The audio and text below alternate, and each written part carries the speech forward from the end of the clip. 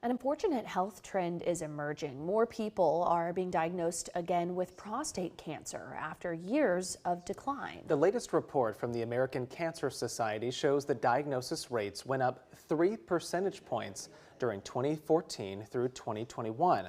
And what's more alarming is the largest increase came from advanced stage diagnoses.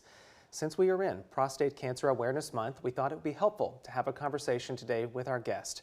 Dr. Monica Sridhar is a urologist at Baylor Scott & White Health. Dr. Sridhar, thanks so much for being with us today. We appreciate it. Thanks for having me on. So does your own experience reflect what this report found and some of the information we just shared a moment ago? Are you seeing more instances of people getting diagnosed with prostate cancer? Definitely. And I think that's probably very reflective of a shift in paradigm, I think around 2018, where PSA screening started to become more emphasized at that time, more shared decision making.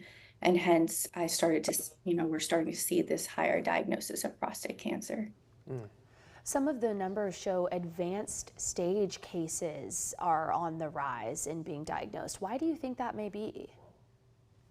Yeah, good question. I think it's multifactorial. The first one being what I just mentioned about that increased rate of PSA screening, which is a blood draw that we do for prostate cancer screening.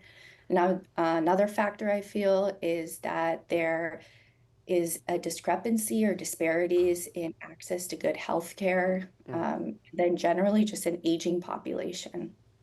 While we were preparing for this interview, I found some information that prostate cancer is the most common cancer diagnosis for men here in the U.S.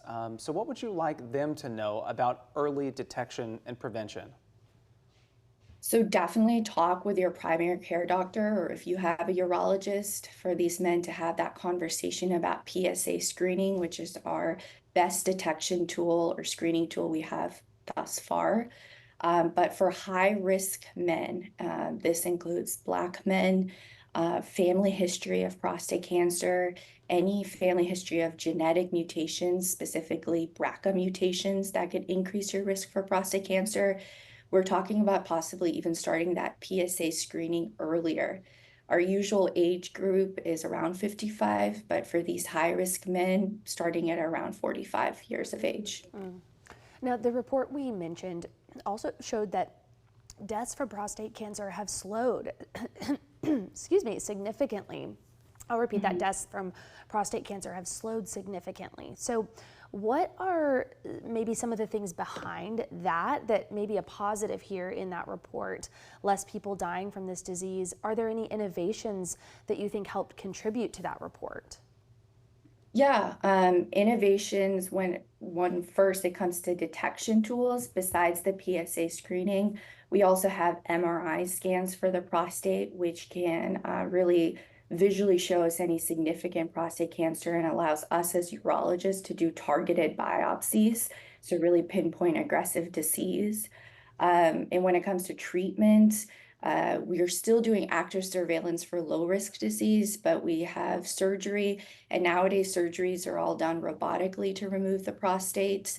And even radiation treatment is, less scatter, less side effects, so that has advanced as well.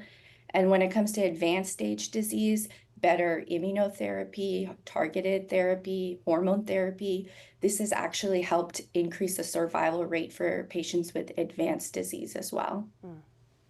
Well, Dr. Monica Sridhar, we appreciate you sharing and touching on all these bases for us, for our viewers at home. Thanks again for being with us today. Thank you. Thank you for having me.